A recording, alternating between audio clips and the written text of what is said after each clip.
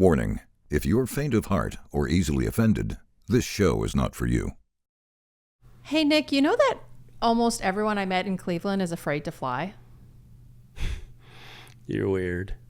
Welcome to the Nick Vertucci Show with Nick Vertucci and Veronica Brill.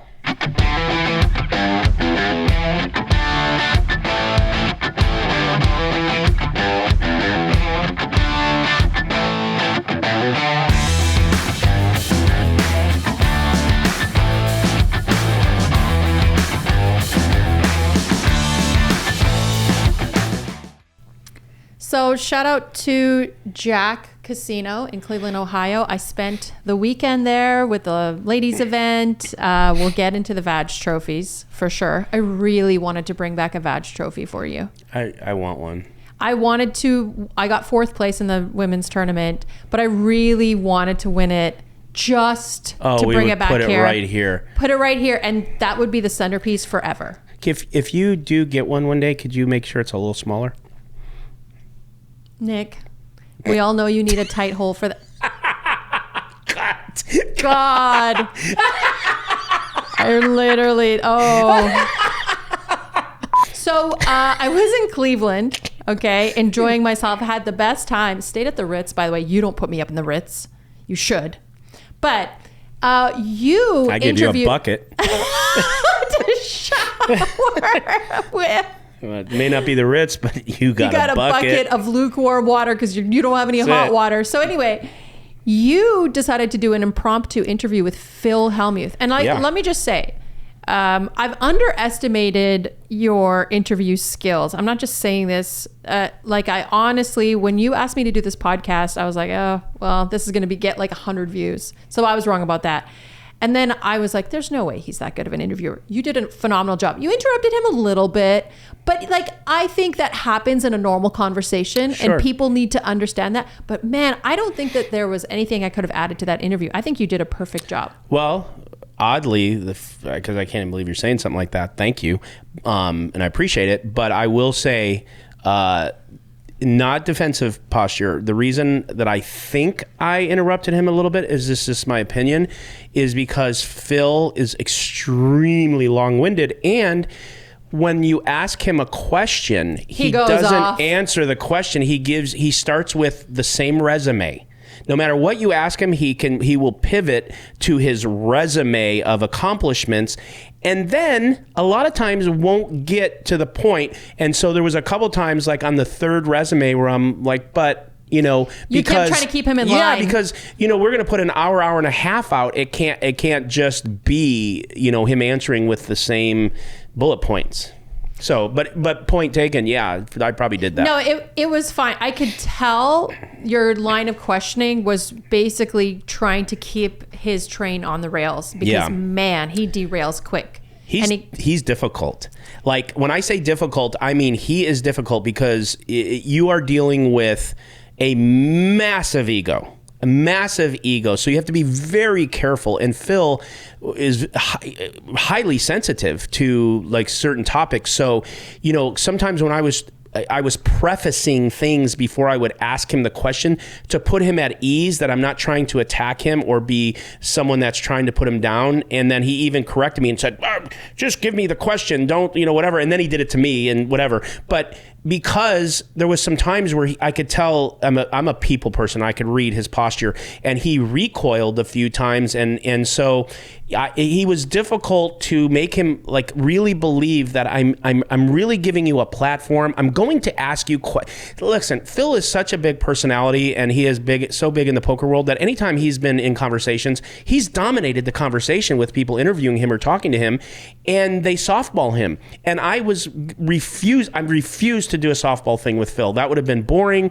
It would have been not accomplished what we needed to accomplish. And there was a lot of tough subjects for him that he had to finally put down his resume and answer. I think that as a poker community, we're done with softball interviews. We don't like them anymore. They're not working for us. We want the truth. We want authentic reactions. Yeah.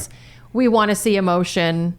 And I feel like we got a lot of that out of him, but he still stood sturdy with a lot of his viewpoints. Oh, he wasn't going to come off his viewpoints. I mean, Phil believes what he believes, and you're not gonna but when I asked him point blank, does it hurt your feelings that people want to watch Alan Keating play and not you anymore? And he went off and started talking about a bunch of things, and I said, yes or no? And he went,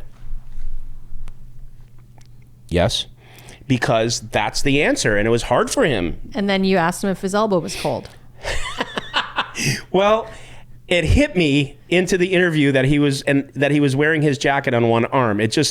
That's how my mind thinks. Like I'm squirrel, you're very squirrely. Yeah, if something is off or a light or something, you're like, oh, and then your brain is there. As it hit me, it's just how I talk. He's like halfway through answering you, and you're like, "Is your elbow cold?" No, like, the first one was, and it's just, you're right. I did cut him completely off on that to make a joke, and I said, "Phil, hold on." Right in the middle of his talking, and I go, "Do you pitch?"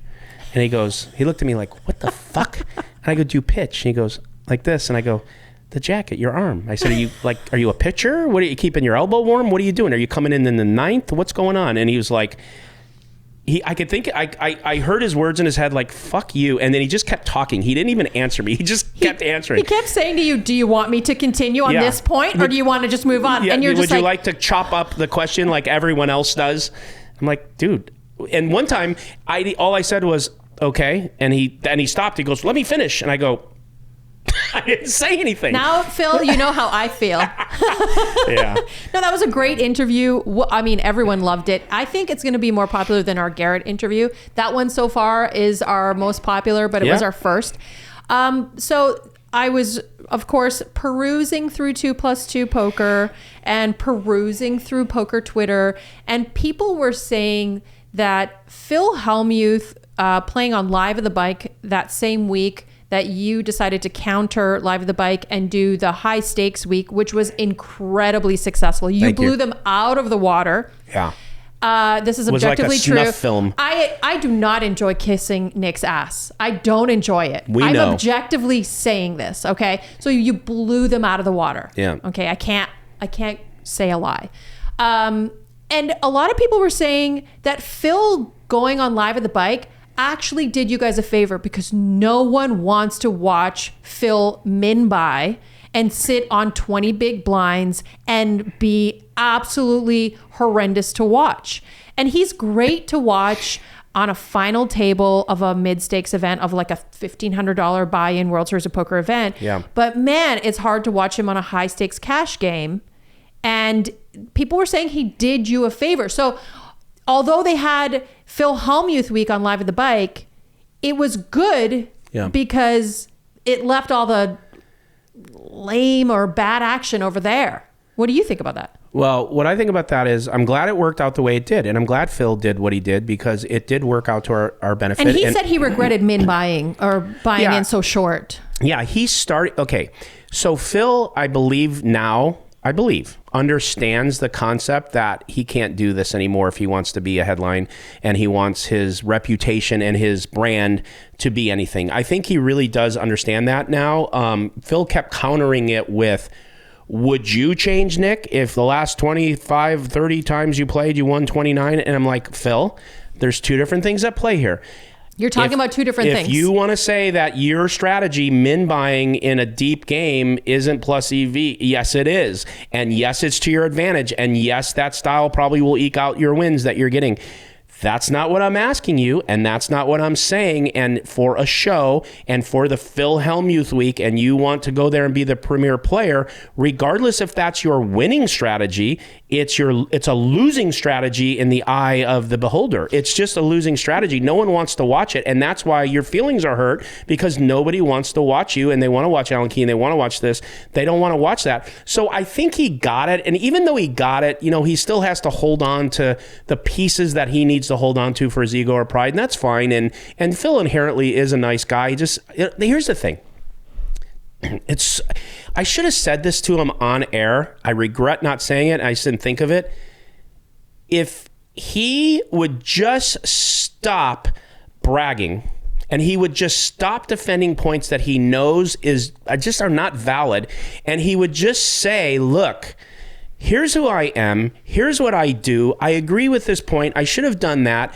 And he just lets his 16 bracelets speak for themselves. He lets his brand that he's built that's amazing speak for itself. I promise you that so many people in this industry would give him more of the edification that he's looking for. But when you constantly edify yourself, it doesn't have that effect. It's like I told him when LeBron said, I'm the greatest player because of this play, and did that. Every person that thinks he's a great player didn't like him anymore and now wanted to pound the shit out of his point with Jordan's the best, Russell's the best. It's like, look, let your reputation, and it's so stupid that any poker player can just say, I'm the best in the world. What does that mean? The best what? On stream? The most winning player? Like, what are we talking about here? It's so subjective that it's stupid. So let me say a couple points to that.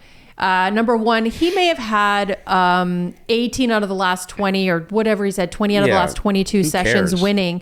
But when you're min buying and you're not playing to the deep stacks at the table, you're losing money because he could have won. So yeah, maybe he won every time, but he didn't maximize his wins. He probably minimized his wins with such a short stack. How much could you possibly make in one session buying in for 10 or 20 big blinds? I'm not exactly sure how much he bought in for each one of those sessions, but I guarantee you he didn't maximize his wins, number one. Number two, I hate saying this because I feel like Phil might take it as an insult, because I really do like Phil. Phil has been one of my favorite people to interview. He's always kind to me.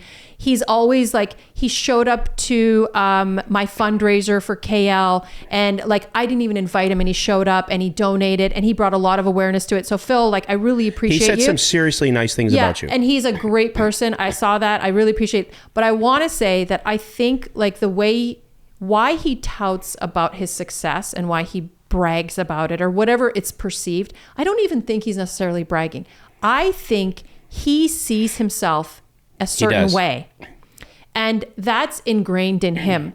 And reality, or like other people's perceptions, are clashing with what he sees of himself. And he doesn't understand that delta. He can't grasp the delta. He truly believes it. Yeah, like, and so, he in his core believes what he's telling you. And people often message me, because I interviewed Phil on Poker After Dark, and I've ran into Phil so many times, and he's a lovely human, but that is genuinely who he is. He's not an active, he's not a caricature. I agree with you. And for those of you who don't know Phil, which are many of you listening, I'm not just saying this. Like Veronica's saying, he truly is a good person, a nice guy, a great family man. And he just can't get out of his own way because he believes that. And I will tell you, me personally, even though he asks for it, the way he acts because of his beliefs in himself, I hate seeing it. Like, for me, I literally hate seeing it. I kind of feel bad for him. I'm like, why should I feel bad for him? He's got 16 bracelets. He's making millions in poker. He's built the greatest brand. He lives in Palo Alto. He can wake up in Palo Alto, whatever he said. So it's like, there's nothing to feel bad about, but like, I know it hurts him so deeply when it happens that it actually, like, I hate seeing it. I hate hearing it and seeing it, because like, I know he kind of tries to mean well, but man, every time he goes back into that mode, it's like, well, you're going to get it again. Like, you're just it's not going to go over well. Poker kind of is a self-fueling machine. What would we talk about if we didn't have the Phil Hellmuths and the Mike Matusow? And it's so ironic that Mike Matusow is one of his best friends. It's so interesting to me. They're both such strong characters. Yeah. And like, I would never think that Matusow is a person you would call for advice, but a lot of people do. I know Matusow, I guess, like, from my perspective, from things I've seen, I've never like I've interviewed him on Poker After Dark, but I never sat down with him and got to know him as a person. So I don't really know. He seems like a nice person who kind of has made some weird decisions, like bringing Mike Postle on his show. And I don't want to look like I'm just like Insta-broing these guys because they're big names. Mike Matusow also is one of the nicest guys you'll ever meet. He's a pure nice person. I know him. I actually like communicate with him, and he is a good person, but he's Mike the Mouth because he has a big mouth. He's over opinionated, which is fine. A lot of people are over opinionated. Funny about Mike Matusow is like, I've talked to like 3 or 4 really big name pros who are like, yeah, I talked to Mike Matusow for like an hour last night. I like really was unsure about what I should do about this. And I'm like, people call him for advice. Mike Matusow is a very smart guy. He has some opinions that a lot of people won't agree with, and that's not what I'm talking about. I'm just saying in general, he's a very smart guy, and he's a very good poker player. But now this goes back to does the Doug Polks and the Berkeys, has the game past him, has this. Hey, I don't know. All I know is Mike's problem isn't how and what he knows about poker. Mike's problem is that, like you said, some of the decisions he makes, bankroll management, going on tilt, maybe drinking in the past. I don't know. There's multiple ways to lose money in poker. That's right. And playing badly is just one of them, but more than likely it's people having drug, alcohol problems, gambling on the dark side, gambling, playing poker while you're high or drunk, you know, that you could still be a good poker player and go broke. Yeah. And so, like I said, Mike's genuinely a nice guy. And the reason why a lot of people spend that time talking to him is because he'll give his time. He's a nice person. So speaking of poker, the Women's Poker Hall of Fame is looking to induct 2 new members. Right. So first, Kristen Foxen. I have to say, Kristen Foxen is one of the most accomplished women in poker, and I genuinely think she should be in the Poker Hall of Fame. Sure. I haven't seen, I guess I'm not on top of every single stat in poker.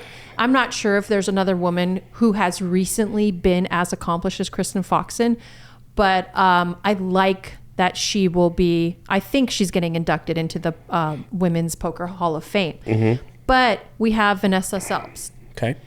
Vanessa Selbst was also a very accomplished player. She has, I believe, 2 or 3 World Series of Poker bracelets on a lot of TV shows. And I looked at the qualifications to be in the Poker Hall of Fame. By the way, Kathy Liebert's in there. I love Kathy Liebert. But you don't necessarily have to be like the winningest player. You can also be an influence in poker. There's components to being in the Hall of Fame. There's many variables involved. So people were kind of up in arms because they're saying Vanessa Selbst was behaved poorly, not a kind person. And I'm interested in what you think, because I think her accomplishments speak for themselves. She was very visible during a time where very few women were in poker and very few women were highly accomplished in poker. I also think as a woman, you get a lot of shit from men when you're playing, especially 20 years ago when she was probably starting out or when she was doing well. And I think I've met a lot of women in the corporate world who kind of have this front about them, they come across as quote unquote bitchy, but it's because they don't want to be dealing with shit and they just want to get the job done, and they're there for a reason, and they're not there to have small talk. They just want to do their job. And I don't know why Vanessa came across badly to some people. Apparently she was not treating people well, but I kind of want to give her a little bit of room for error here, and I kind of want to see her in the Poker Hall of Fame because I think she was so influential. Yeah. So here's my opinion. Again, opinions are opinions, and some people are going to not like this because everyone feels differently. I see this and it's a little different because of the integrity issue with Pete Rose. There's so many people in big movement that he should never be in the Hall of Fame, and they agree with it, and what a piece of cheese he is and all that. I disagree. I think he got what he deserved. He's paid for it. And whether he thinks he did wrong, doesn't, I don't care. The man hit those, he went on those hitting streaks. He played the game like a beast. He was a Hall of Fame baseball player. So if you want to put an asterisk by it, go ahead, but I think she'd be in the Hall of Fame. Same thing goes. I know nothing about Vanessa at all, zero about her. I don't care if she's the worst person, bedside manners person in the world, short of anything. If her accomplishments say she should be in the Hall of Fame, then let her be in the Hall of Fame, because who cares if she's grumpy? Who cares if she's a bitch? Who cares if she's mean? Who cares? If she's a great poker player and has accomplishments, I understand that there's a character aspect to be in these things, and that's part of it, and whatever. But I don't think somebody who doesn't like someone's personality, or if someone is just not a great personality or just maybe not a great person. I don't know. And I'm not saying that because I don't know her. If she deserves to be in the Hall of Fame, put her in the fucking Hall of Fame. So there's a difference between being kind of a crabby jerk and like having a criminal record and doing something egregious. So Vanessa has just been accused of being a crabby jerk, and she hasn't really done anything wrong that I know of. So I think let her be a crabby jerk if she wants to be. Totally. This is anecdotal, but she showed up. I did a fundraiser for a food bank. We did a chicken nugget challenge, and on my YouTube channel, and she showed up and she donated a good amount. She donated almost $1,000. Is she just crabby on the felt? Who cares? I don't know what it is. Like, we don't know what happened to her that day that she was crabby to that one person. Yeah. I don't know the full backstory of all of it, but like, I actually think that she was prominent during a really big poker boom. She did a good job being an aggressive woman within poker. And I think that her and Kristen should both be in the Poker Hall of Fame. Yeah, and just like this culture today of like, well, she's mean and this like, shut up. So like, she should be in the Hall of Fame. Put her in. So you and I, we like to gossip. Yeah. So Kristen Foxen, her and I don't get along politically, and we've had disagreements regarding vaccines and politics, and you and I don't talk about that on this show. But I have to say, like, neither one of us have blocked each other. I think she's an amazing, accomplished poker player, and I really respect her as a poker player.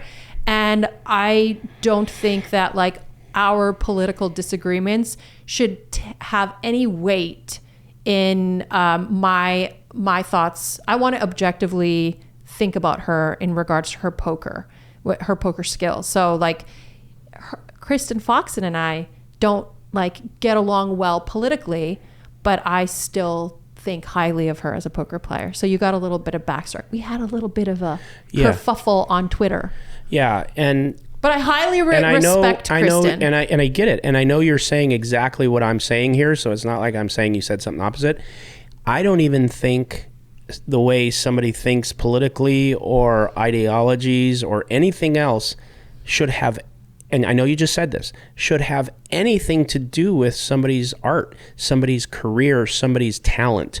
Like, we, again, live in a country that allows us to have differences, that allows us to have the freedom of speech, the freedom of opinion, the freedom of thought. So, like I said, and you said it, if somebody is a great poker player and has those accomplishments, I don't even think that even should be mentioned, because it makes zero difference. I'm giving you some beef backstory because everyone it's the likes beef. I got it. Yeah, I got it. I'm just saying, so I agree with you that, of course, because I feel like I'm beating a dead horse with this one, but I also think like you and I've caught a bit of heat about this, and I'll say it again, you and I being politically opposite, and this is not a political show. Mm-hmm. I don't feel like it's my job to try to spend all of my time with you trying to convince you of something different than what you believe or what you know what I mean? Like, I think that we can be friends, and I think it's okay to be friends with someone you disagree with on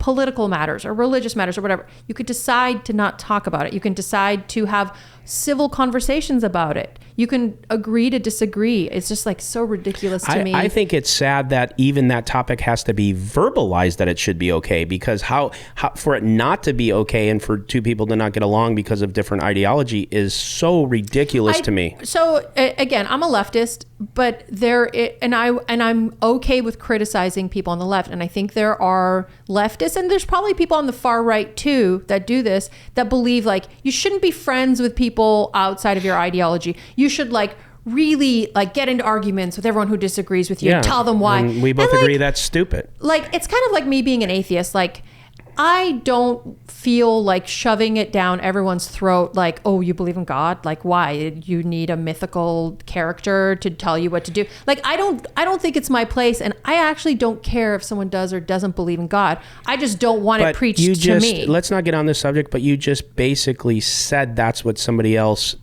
Other people were expecting me to get on the show with you and like yell at you the whole time, and I just refused to do it. And I think you're actually a good person. Fuck, I hate saying that, but you know, like, I'm just joking. I like to have a banter with you, but I genuinely wouldn't have done this show had I thought you were a shit person.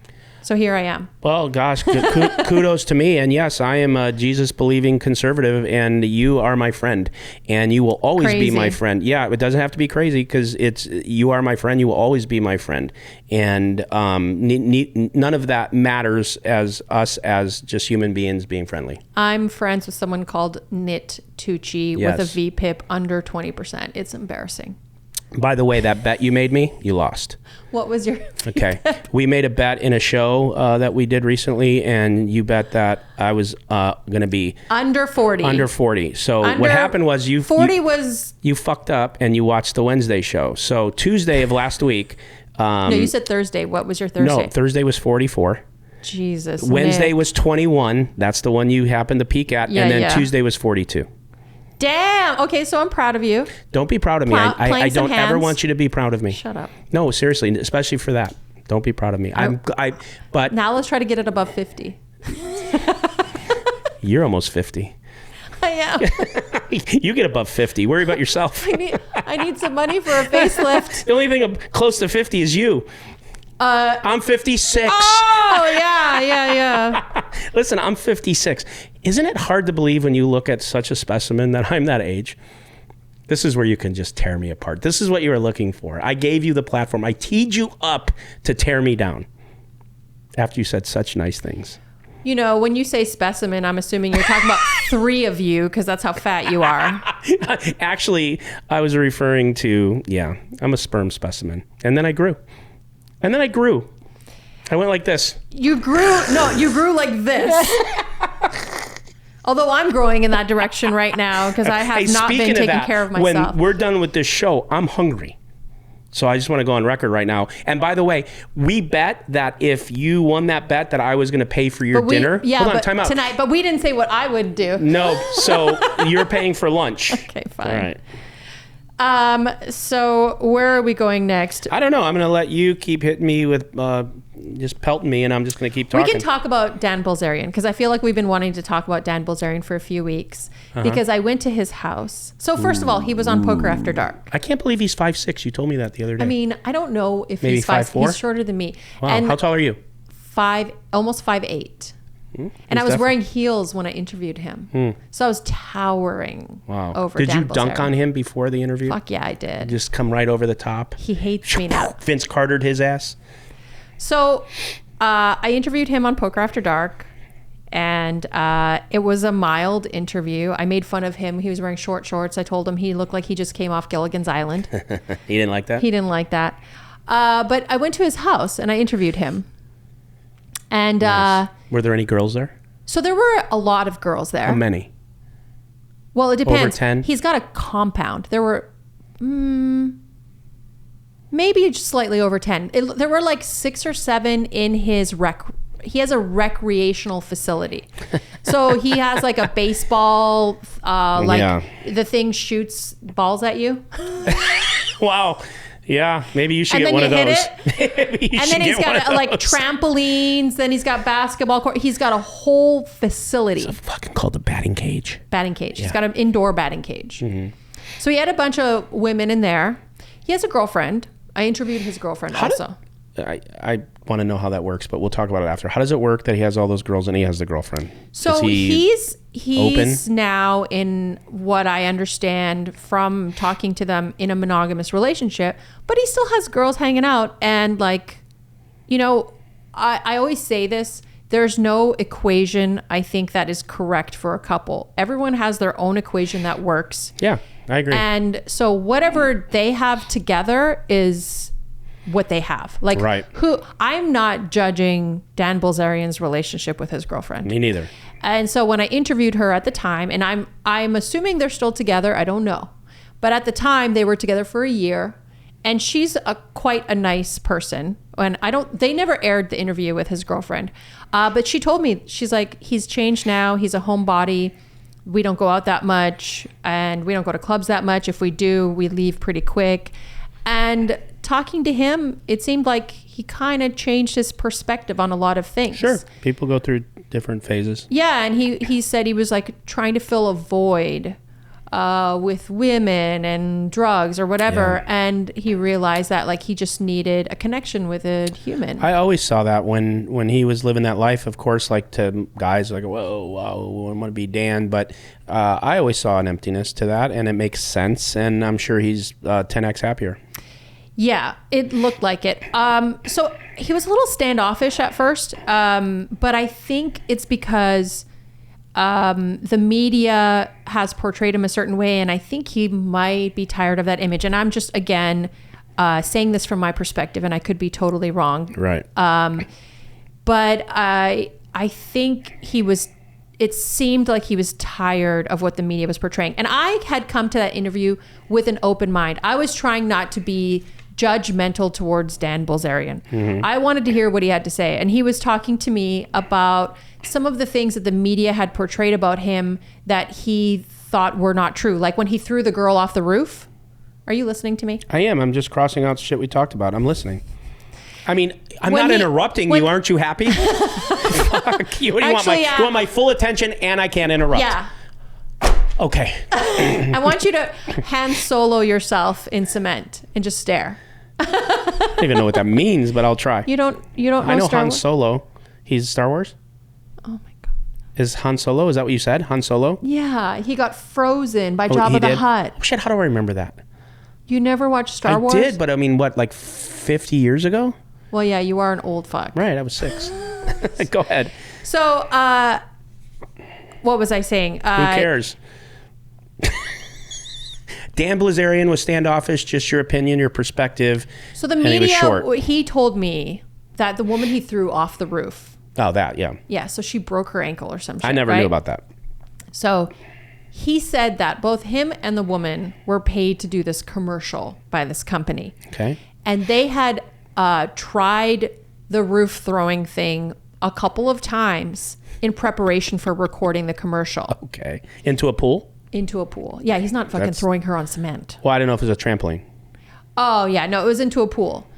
So apparently when the cameras were rolling, and this is his, like, I want to have a good faith conversation with him. I'm assuming he's telling me the truth. Or he's not like making up like the story to be nicer in his perspective after. That could be true too, but I was trying to come into it with a good faith perspective. So he told me that after attempting it a couple times, when the camera started rolling, she got weird and grabbed onto him as he was throwing her. And then it messed up the throw and she hit somewhere else. She hit.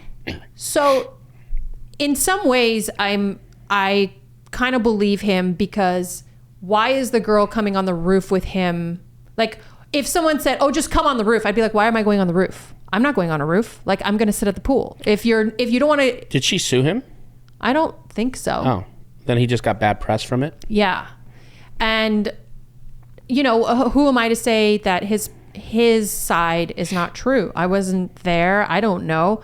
I'm assuming he's telling me the truth. It's weird to me to think like, oh, I'm going on a roof and not getting thrown off. If I'm going on a roof, I'm getting thrown off the roof. I mean, if you're going to do it right. You know what I'm saying? What else are you going to do on a roof? So anyway, he kind of gave me his side, and then so he gets frustrated with the media portraying him a certain way, and he knows he did it to himself. But anyway, we had one awkward conversation that happened in his gun room. Like being a certain way, like a womanizer? Like, what do you mean being a certain way? How?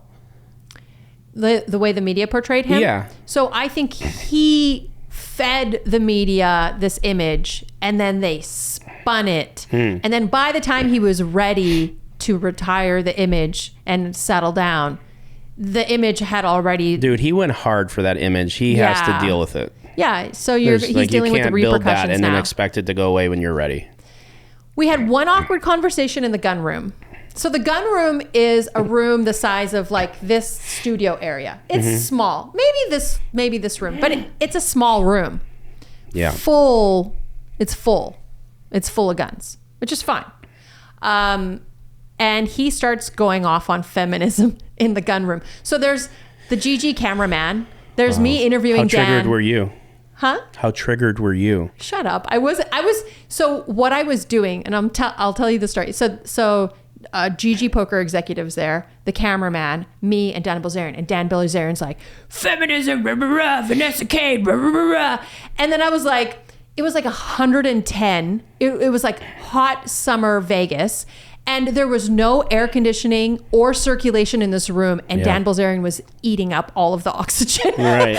And I was just like, sweating. And I was like, this is so awkward. And there's so many guns around me. And I was like looking at looking at the cameraman and looking at the GG Poker executive. And I was like, can we just get out of here? And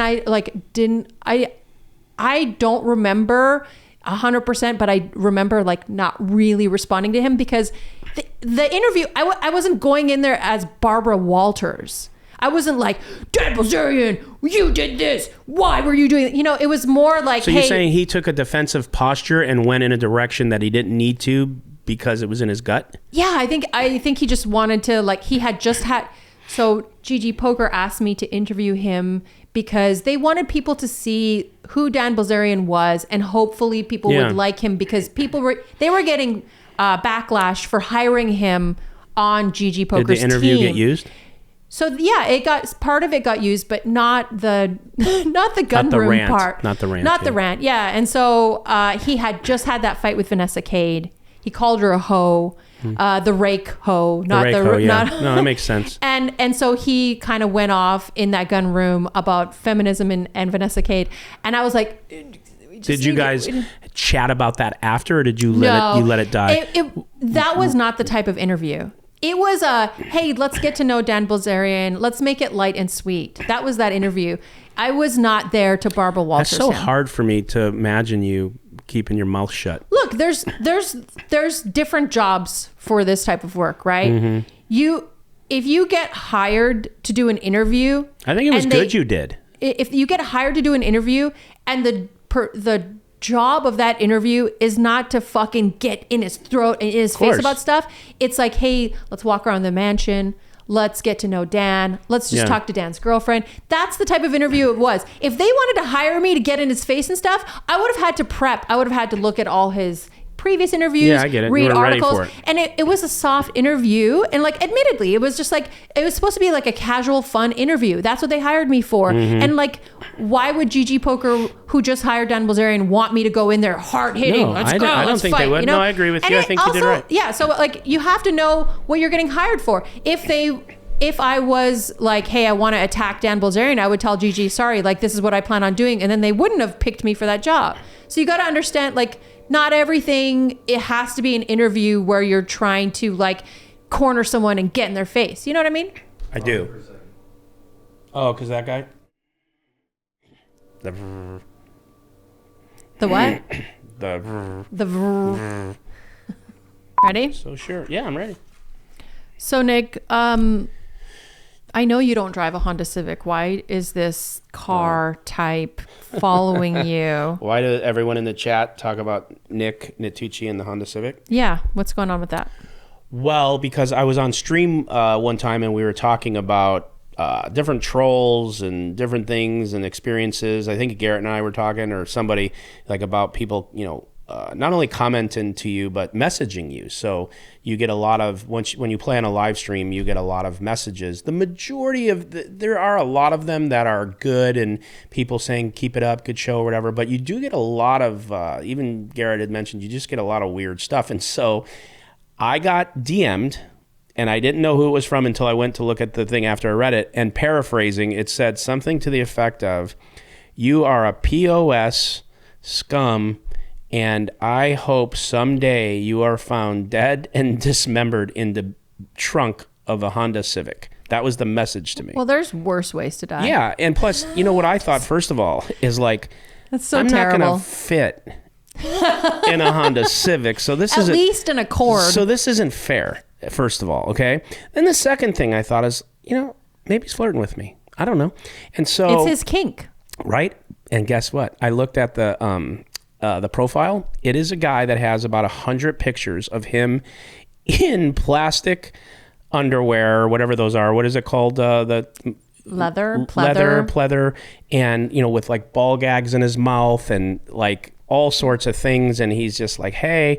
And so and then I'm thinking, well, maybe this is a form of flirtation. I don't know. So the Honda Civic thing became a thing, and I was insulted because I thought it should be at least the back of a Lincoln Continental, something big, spacious, something roomy, where if I am in there, whether I'm in one piece where or ego could dismantled, fit also. where I could put my ego and this big burly body. I don't want to be cramped in the back of something like that. So that's what I was more upset about than anything. If he would have just picked a different car, I think we could have made it happen. You squished in the back of a Honda Civic, rigor mortis kicking in, and we can't get you out. That would be funny. That's just not good. It's not fair. Sorry, it's not good for anyone. I don't even my care. humor can go really care less. So I made those like gagging faces because I obviously get weird shit in my DMs, and the weirder it is, the weirdest ones, honestly, once I do a little bit of sleuthing. What is sleuthing? Sleuthing is just like research, going and you're a sleuther. I'll sleuth sometimes if I'm in the mood, if I'm, if I'm focused. Sleuther? But sometimes they'll send me like creepy messages, and then I'll sleuth. I'll go on their Instagram. I'll go on their Twitter. And I'm like, oh, is that your wife and your kids? Oh, look at that. Oh, you tagged your wife? And I'll take a screenshot of the shit they say to me. I'll message their wife and I'll be... You've done that? Oh, yeah. And I'll be like, hey, is this your man? That's scary.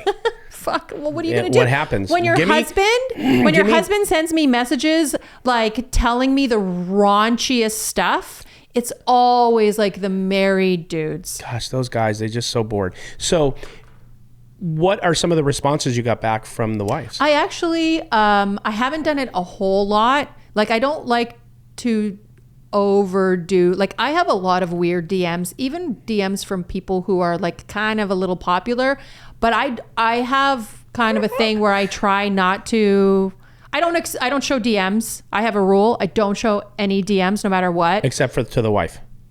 So I have only done it like 3 times to the wife when it was really bad. Most of the time I'll just block the person. Yeah. Because I just I'm not in the mood. I don't have the time to sleuth. But if it's really bad and then I find that they have a wife, I'm like, this is really terrible. I would want to know if I was married. Guys, if you're going to slip, is it slip or slide? Slide. Into Valerie's DMs. Just make sure you have a fake account so you can't get dimed off. Well, that's just my advice to the guys. If you have a fake account, you probably, which most of them do, because they'll have 0 posts and they're following all women. And they can make a fake wife. Sure. But yeah, I mean, most of the time I just block the people. But I do get a lot of like weird, you like, hey, invest in my crypto. Hey, I'm a teacher in Louisiana and I need $100. See, I do the same things because I get like so many DMs from women that are married and they're like, blah, blah, blah. And I'm like, dude, do you know what your chick's doing? No, I don't do that. I don't get any. All I get is people that want to kill me. But, but no. So I wish I had this. I wish I had your problems. If you want, here's the translation. I wish I had your problems because mine are pretty dark. Oh, I get people who want to kill me. I just got people that want to kill me, and you get all these people that just want to like flirt with you and tell you have nice knit tuchies. Yeah. I took a screenshot of someone saying Valerie has nice knit tuchies. So, So speaking of comments, you've photocopied, printed out, as much as I love to make fun of you about that, some comments from our videos, right? Yeah, well, you said you wanted to do viewer comments, so I just picked out a few. I thought I was going to have to be ready for you because like there's so many bad about me and they're like hard to find about you. People are actually they've been pretty nice. People really like the show. Back to this shit though, like which is really funny. You busted my balls about writing out stuff and having whiteboards, but guess what Valerie was doing today back in the gin room? She was back there writing her own damn notes, and I'm like, so I guess we're just gonna adapt. He gives me photocopies of the notes, and so I was just adding in, penciling in, a little bit of this, little penciling in my own notes in between his notes.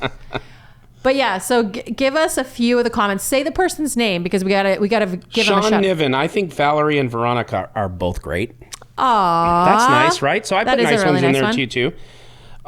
Great stuff. Love Veronica. Tough, smart, cool lady. Who is that? My account. Yeah, it's Veronica. No, it's H. Burke. Shout out to H. Burke. Thank you. Okay. I want some funny ones. No, I know. I don't know why those are at the top. I like your VPIP. Nick is crushing it. Really love the show. I don't want to say good things about me. Forget that. How does Nick's wife from Error Eliminator, he's all over the chat, so he's popular in the chat pro. How's Nick's wife allow him to get 300 tickly massages every session for 2 hours? Yes. That is the question. That's a good question. Why are you getting all these tickly massages? Because I can. Why wouldn't I? Look, I if I can interject, I don't think that there's a problem with getting massages. Like I just like, I'm not a jealous partner when I date someone.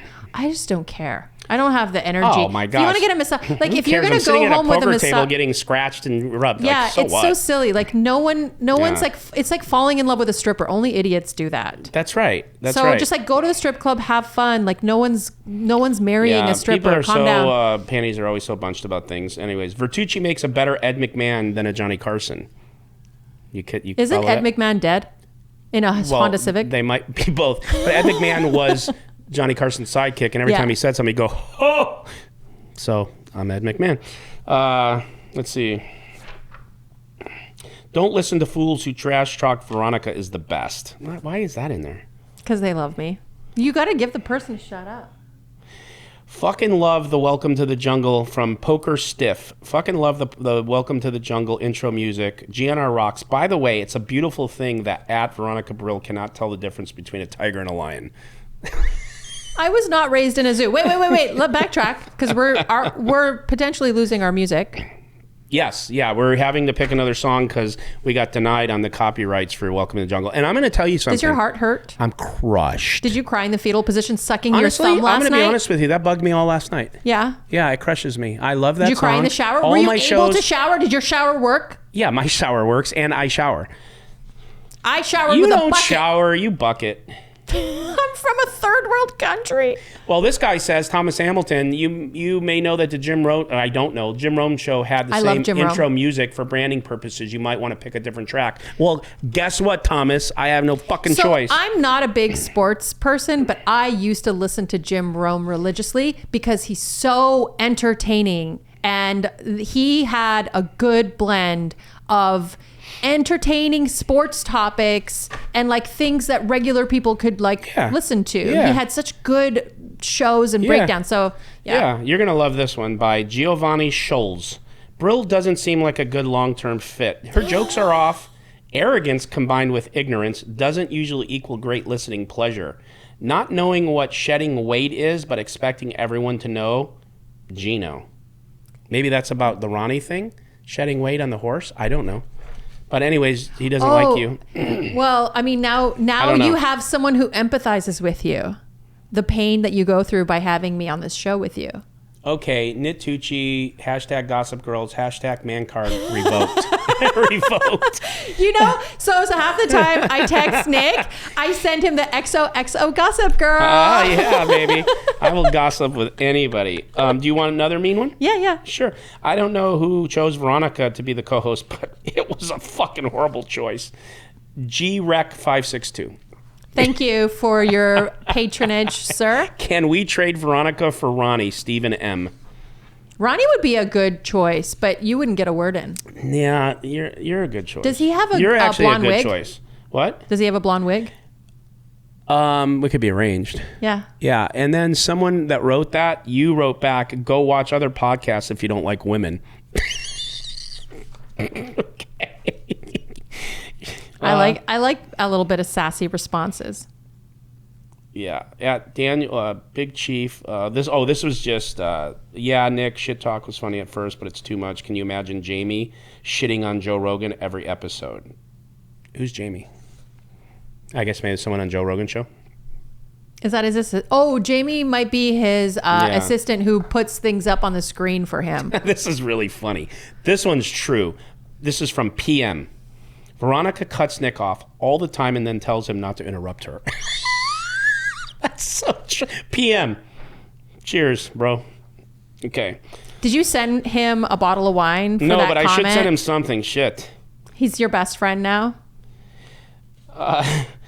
Wait, let's see. Is the microphone not my best close friend. enough? I don't have any friends. You know that.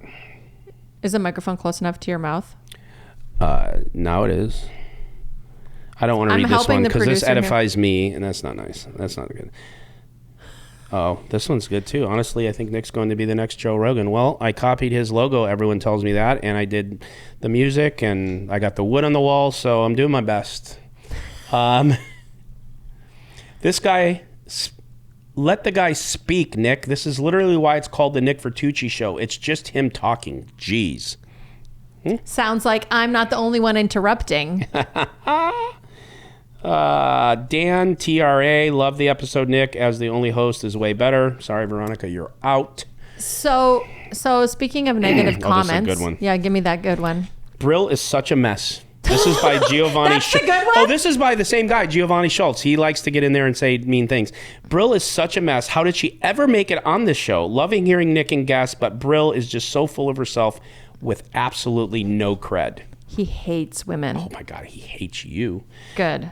I like it. And that's when you said, that's the person you said, go watch that. Okay, got it. Okay.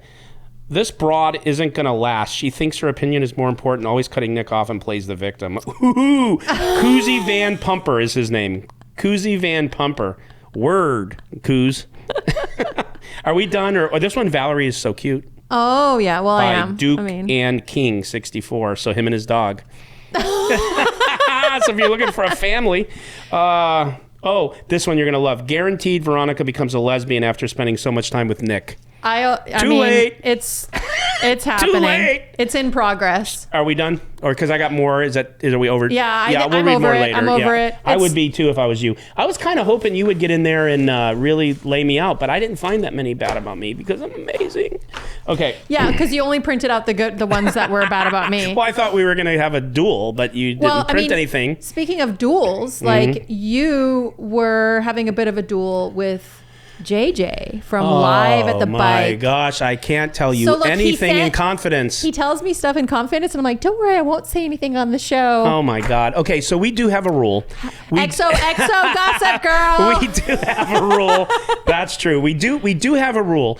Other than anything nasty or anything really uber, like not appropriate, we haven't like a King's X. We could ask each other anything, and we said we want this show to be one where you like really talk about things. So I will give you the fact that is within our rules, but you always do this. So, but I'm not going to giving the people what they want. Yeah, I know. I'm not going to puss out and not answer you and be Switzerland, but I'm going to answer you a little bit watered down. Just give us a backstory. I'm not going to read the DM that I got. So JJ is the executive producer at Live at the Bike. No, he's not. What is he? Used to be one of the owners at Live at the Bike, and they sold out to Bally's, and now he's head of commentary. Why did you say it like that? I don't know. You guys figure it out. So, all right, you ready?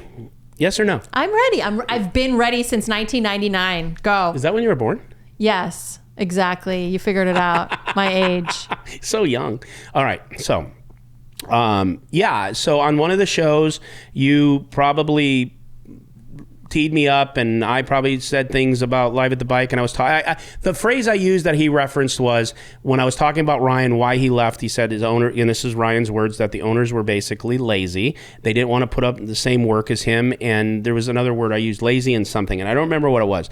And so he DM'd me and he said, hey, paraphrasing, it's come to my attention from someone who has sent me some snippets, because I would never watch your show, some snippets of... Why would he not watch your show? Well, he's just telling me he's trying to tell me I'm not watching your show, but I'm aware of this because He's probably That's watched a little petty to say bullshit. not to watch He's the watched show. every episode. And He probably watched it like 5 times.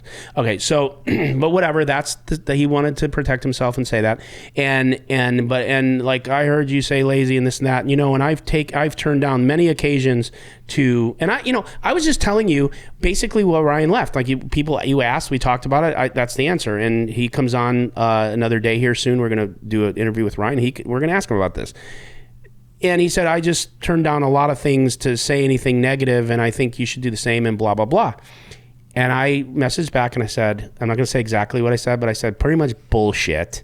Like, don't give me this shit. I prefer you just hit me and say, let's stop, or maybe don't do this or this, but don't tell me you've passed up on opportunities to say shit, because I have signed affidavits for you saying shit massively that if it keeps up, because I've talked about this, that if it ever came to that, I got you. Like, so don't tell me, like, don't come to me. Don't test me, girl. Don't That's do what you that. said. Like, don't tell me you haven't said anything. I said just recently on your show, you were commentating with another commentator, and there was this guy, Julio, that said, "Ooh, does this look like anyone you know from the other show?" And it's a guy with a hat, glasses, and totally like when they know he's talking about me. And then he said a bunch of and you guys could go back and find the episode and watch it. And he said a bunch of derogatory things without using my name. Can we still find Live at the Bike videos, or are they still behind a paywall? Got me. Who knows? Who cares? So either way, so I said, and you made reference to this, and you did this. So please do not approach me with this bullshit. Yeah. Like, if you want to come in a different way, then do that, or take accountability for all your stuff. Because all I said was that you were lazy, and that's what Ryan said, and like whatever. And he said something else. I'm not going to respond back anymore because of all these words you used, because I said fuck off, whatever I said, and that was it. And so I told you about that. Now you brought it up. And to be honest with you, I know I said this before, like, unless you ask me, or unless someone asks me, or unless it comes up, I don't even think of them. Like, I really don't. The only time I think of him is, okay, we got a high stakes week. You want to go? Let's go. And we put together a week. I mean, other than that, it's the biggest fucking low calorie nothing burger ever to me. But we will have Ryan on the show here. Yeah, we will have Ryan on the show, and we're going to get his take on his exit from there, and we're going to talk about it. Because to be honest with you, like, there's some people that were commenting in the comments that said, this is so cool that you guys are basically lifting the veil, like, on why this happened, why there's a Hustler show, why you left, why you don't play there, why Ryan, about this player, about that player. And so the people love it, as you know, because gossip is gossip. Gossip sells, and we like it. And again, like, you and I joke around and hamming it up a little bit for the show, but like, we don't mean anything personal against anyone when we talk. It's just, I meant every word I said when I've been asked about the bike.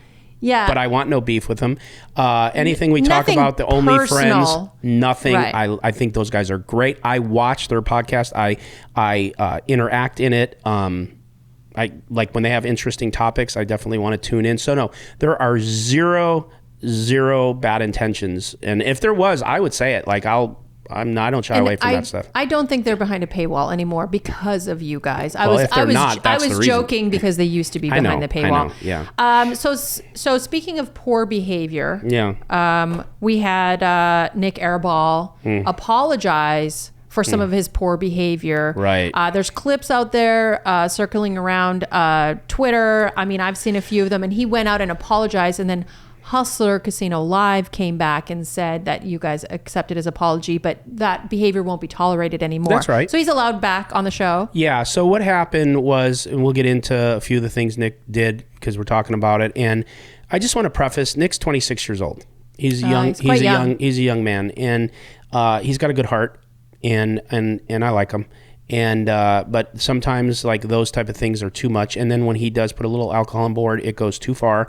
Not even too far with some of the things he was saying that because the casino got a lot of emails and a lot of calls, and because they got the emails and calls, it's our show, we got them sent to us, and we were taking a lot of heat from the casino because the casino doesn't want that. So this and we don't either. Like, when it comes to complete vulgarity, like, it's an adult show, it's a poker show, there's a bunch of men sitting there, women. Like, poker players, like, it's raw, we don't edit out the curse words, like, whatever, but there's a certain level where enough is enough, and there are certain people watching, it's offensive, it's not right, and anytime it goes towards another player, even if the other player is okay with it, it's not a good look. Like, for example, he said some things right at the end of the show to Ling Ling. I don't remember what they were, and I don't care to repeat them, and she was fine with it. To be honest with you, I've talked to her on the side. She's like, I don't care. I've been in the poker world forever. Whatever. Fucking who cares? As a woman, you're just gonna like hear she's that. just good. Like and I love. It doesn't her. mean it's By the way, fine. it doesn't mean it's okay. Yeah. That's what I'm saying. And I love her. Like I'll go into that after. She knows how to maneuver. I mean, she's playing high stakes. Dude, some of the things she says to me during hands and after hands, she beats me in hands. I would literally be seething if someone did it. But the way her demeanor is and how she really is, and she's so pure, I think she's the best. Like she's great for our show. But back to the point. We got a lot of heat and we didn't like it. And I wasn't there that day. I was home. I didn't really know it was even happening until I heard about it. Because honestly, I think if I was there, I would have done something, not just about the one comment to Ling Ling or this, but there was too many, it was taking over the show in a way where it was too much. There is that balance of table talk. And you know, I'll be the first to say this, and Nick knows this. Again, I want to preface, I like him. I think he's a good person, but I personally have had issues in games because it's too overbearing. Like I like needing, like say Chris and I, Chris Ludacris, we have a rivalry,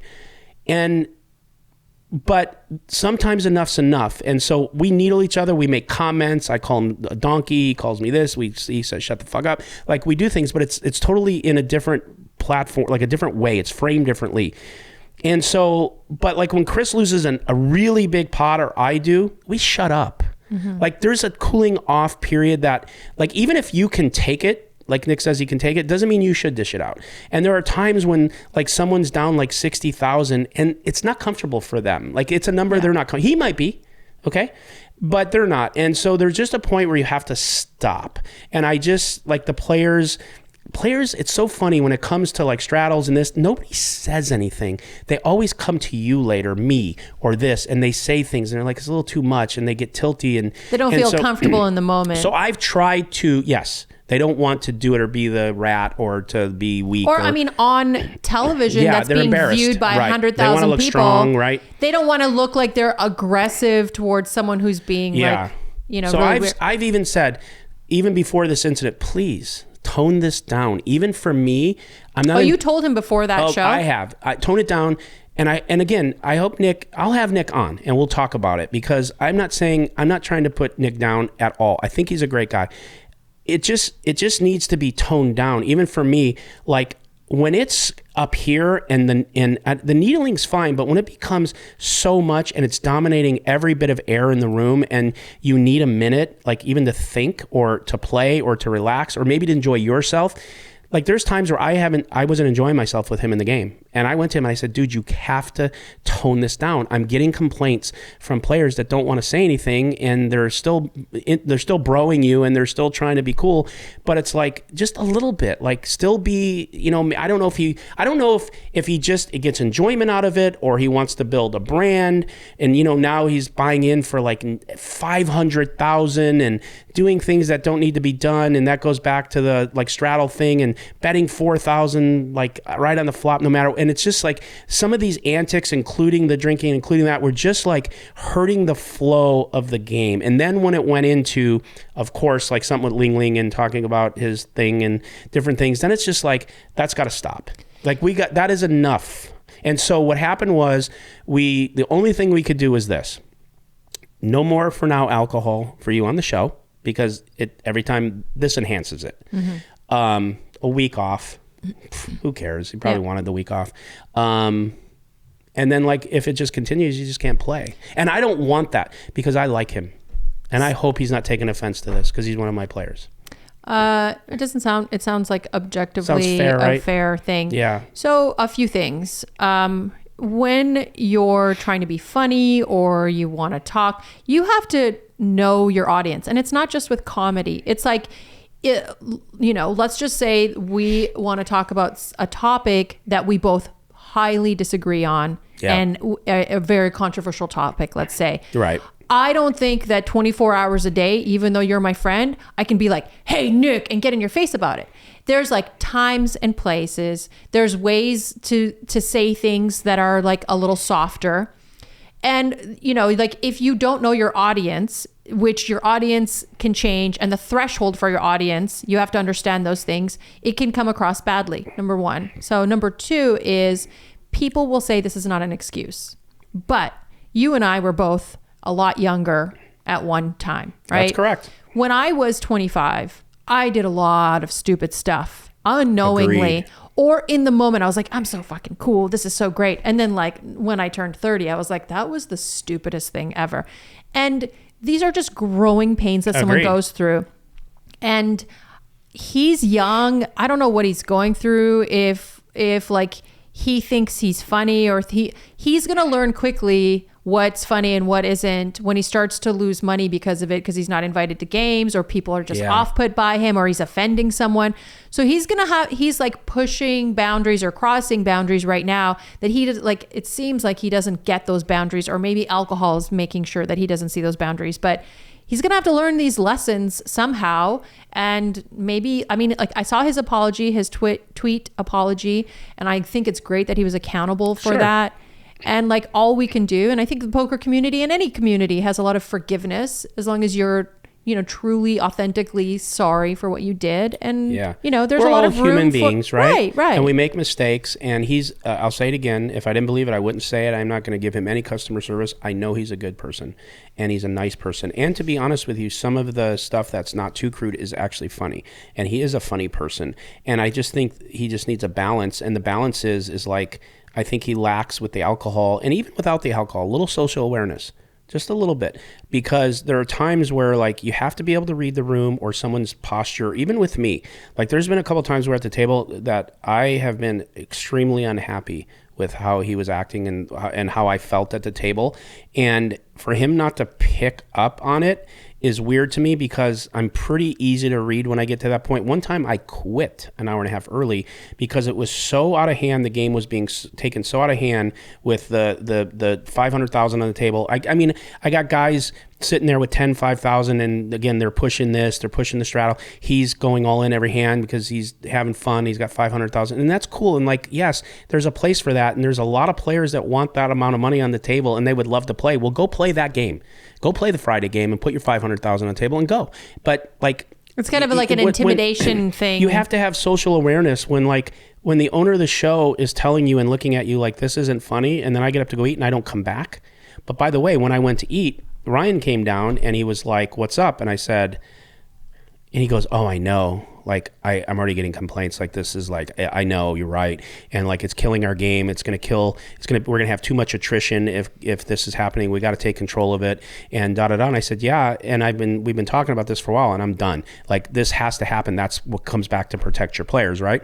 And I didn't go back. And it's just because like, I wasn't having a good time and I don't want to be on stream saying or doing things that are making them public. I'm doing it now, but I don't want to do it right in the middle of a game. And so that's where it like came to a head. And then that happened after that with the drinking and the things that happened. And, you know, I called Ryan and I said, hey, I just got called from the GM and I got sent these emails, and so did you, and all these texts, and people were furious and they were taking a lot of heat. And I'm just like, this stops today. Like, we can't have this. He's a good kid. I want him on our show. I like him. He's got a great heart, but he has to understand. So we have to take the alcohol out of the equation, at least at a minimum. And again, I'll have Nick on and I'll give him an opportunity to talk about it, because I don't want him, when he watches this, to feel that I'm attacking his character, because I think his character is great. He's a family man. He's a good guy. Every interaction I've had with him off the felt and a lot on the felt has been amazing. I know he has a good heart. I've had talks with him. He's funny.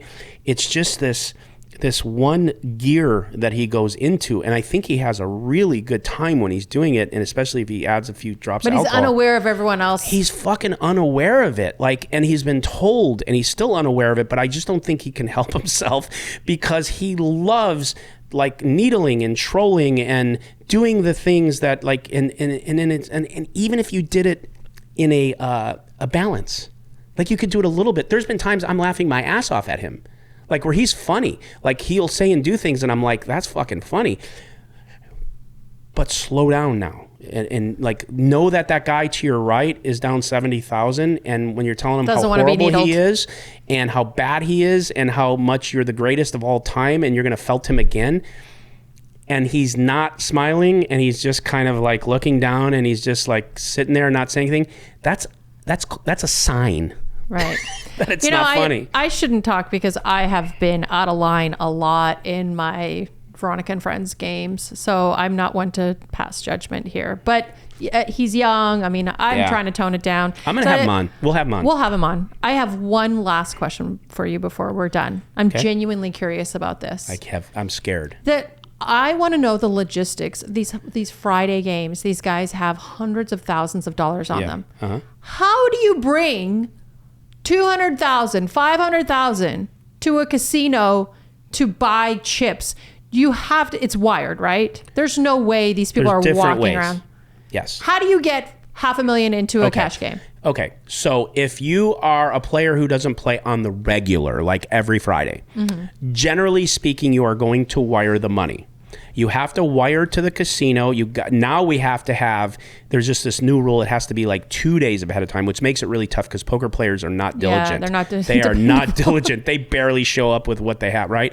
So now like the casino has put like a thing where you have to do that. They have to get the cashier's checks, actually, if you bring them, have to cash first. So they've even made it a little more difficult. But to answer your question, for someone who's not there on the regular, they have to wire money or bring a cashier's check. It has to clear the account. It can't be from a business account. They have to bring a cashier's check 2 days prior? Well, it used to be you can bring it that day, and then somebody in compliance or something would call and verify it, and you'd be good. Now, somebody put the fear of God into, like, maybe Mrs. Flint or something. I don't know who it was, and suggested that she like do this, and it's bad for our game and it's bad for business, but we have to adhere to whatever the rules are. And so now it's that, and you can't wire money from a business account. It has to be a personal account because that's why they have rules for money laundering and shell companies and stuff. So you have to send it from a personal account, you have to send a wire, or you have to have a cashier's check that's cashed. Now, for the regulars, like say someone like Garrett or Nick Airball or other these players that have like, $500,000 on chips. They probably have a box or You something. have two things. You have a player's bank, which is just, if you give 100,000 to the window, they give you a check that says you have 100,000 balance, you sign it. And then when you get to the casino, you give Tita or Louis your ID, and they go, or you can go, and they go and they bring you whatever amount you tell them, you sign the thing, and you go back and you have a running balance and you go back and forth. Or you have a box of just chips, like a big box that goes into the back room and it's under key and you're the only one with the key and you can keep your money in that. And I have both, and a lot of players have both. So question for you, has there ever been a dispute? Because I know the high stakes players, like there's money being loaned back and forth. Like let's say Garrett loans his buddy who's going to play on Friday $500,000. Yeah, that would never happen. But your point, hypothetical situation. Yeah. Buddy loses the money. And then Garrett, somehow it was done through the, can it be done through the casino where the casino then he owes the casino the 500,000, but like, no. Is there ever any like weird disputes where? No, a casino will not get involved in your transaction. So if using Garrett as the person, if Garrett loans player X money, player X owes him the money. Just period. There's none of that like, hey, he owes it to my bank. None of that. And I'll even go a step further, because Ryan and I run the game and we're technically promoters, we can't give anyone a dime, not even 1 red cent. Even if it was like, hey, give me 100, I'll give you 100 back. We have to stay completely away, which I like, because the players were depending on us, and especially Ryan, to like, that's a poker player. It takes responsibility off of you. How do you show up without to a money. poker game without money? Like, it's not a home game where you're going to get a marker. All the time. That's crazy. And then if you feed into it and you're like, okay, fine, here's like 30K, but whatever, then it's like, now you're the bank. Like now they're never come, it's just like, I'll pay you back. What's my balance? So it was like the best thing that ever happened, that compliance says you're promoters. Literally, you can't. It's like against the ethic rules. It's against all rules. You'll lose your promoter license. So I love it now, because when someone says, like, and I was doing it at first, was like, guys that I trust, like, hey, and there was a few guys that I'm like, oh, I really don't want to, but what do I do? But when someone says, hey, can you loan me 20? No, I want to, not, but I can't. And so now you just like, guys, listen, girls, guys, bring money to a poker game wherever you go. Bring it. Cash in, cash out, man. Yeah, in the great neighborhood where Hustler Casino resides. Yeah, in the great neighborhood of Gardena and Redondo Boulevard. Let me tell you, if I bring money to Max Payne Monday, I'll give it to you here first. Then you can walk it over for me. I'll take care of it for you. I'll walk Which you in. I am going to be playing on Max Payne Monday. You better. So not this Monday, but the next time I come into town, I'll take the Monday off because it starts early and I have to work. I'm going to have to. I know our goal was we wanted to play on the same day once and like do funny stuff, but I don't know. We'll have to get like an exception. We're going to have Billy on here in the next few days, and we're going to interview him, DGAF. But he does run Max Payne Monday, and I played once, I think, and it's those players, a lot of them are beginning players, and they do not want guys that play on Fridays and other shows to play on the show because it intimidates them. So I can't really play on the show on Monday because they want... Because you're so intimidating. No, not at all. I didn't want to say it like that. No. I'm just giving you a hard time. Yeah, like anybody. Like they just want their like group of players that are just learning the game and like whatever. And but maybe we can get an exception if you get on. Well, look, if you play blind, I think it'll be good. You'll be playing with my 3 skill more level. years, I will be playing blind. I'll be like 90. So yeah, I'll be playing blind soon by default. Well, I think this was a good show. We got a lot out. Yeah, it's not too bad. I think we talked it all out. Yeah. We talked it out. We talked it back. We walked it out. We walked it back. Okay. We're both hangry. Yeah. And I'm starving. Thank you for watching the Nick Vertucci show. I am Nick Vertucci, and this is Valerie, aka Veronica Brill, and she is my lovely co-host. And that is a wrap. Envy out. You're such a pretty girl. I am a pretty girl. I slept with an inflatable girl. Now I got an inflatable guy after me. Envy out. Bye. Your dad Italian jokes.